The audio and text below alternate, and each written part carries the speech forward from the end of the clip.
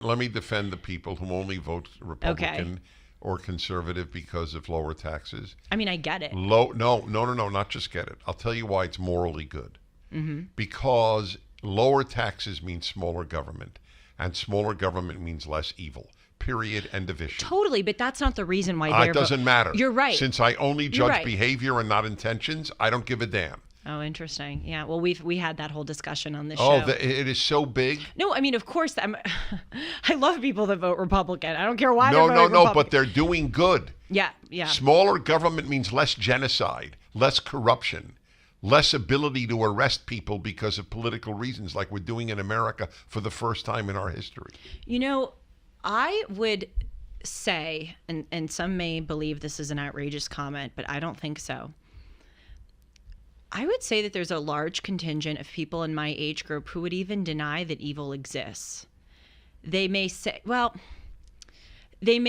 that Oh, they have accidents, evil, transphobia. right, but I think it would more, I'm not explaining myself very well, but I think they would more talk about it like from a societal oppressive standpoint, like circumstances are not good and lead people to do bad. In other words, they won't acknowledge that outside of any external difficulties, right, but it evil is ironic. Present. They do believe that their opponents are evil. Well, yes, absolutely. So that's right. Yes, they don't believe that murderers are evil because murderers are most of the time because of poverty or racism. But if you believe that the police should be strong, or you believe, you believe in the nuclear family as the ideal. A man and a woman married and then having children. If that's your ideal, you're a hater. Once you see life from this perspective of good and evil, it's like a light switch has been turned on in a dark room, and That's everything correct. makes sense now. Everything. And so the other day there was, I think it was this shooting by this white guy, shot three black people. Correct.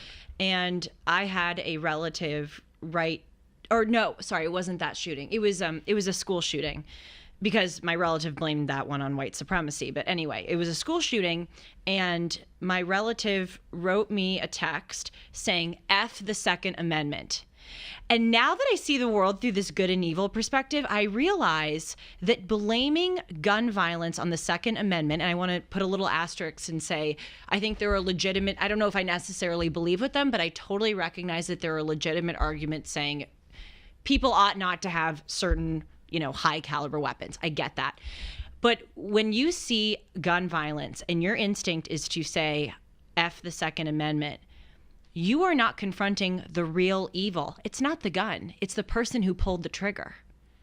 It's all about denial You are of evil. wittingly or not giving a pass to that.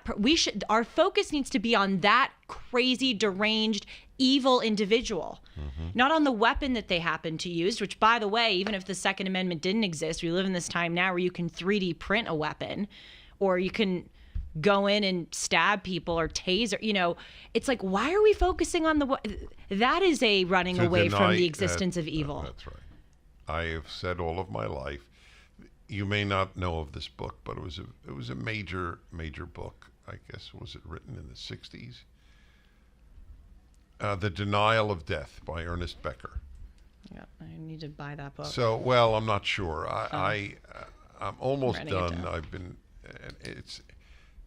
It doesn't matter. What matters is the thesis is accurate. People live their lives most of the time denying that they'll die. That's just part of human nature. That's fine. But I've said the greater denial is the denial of evil.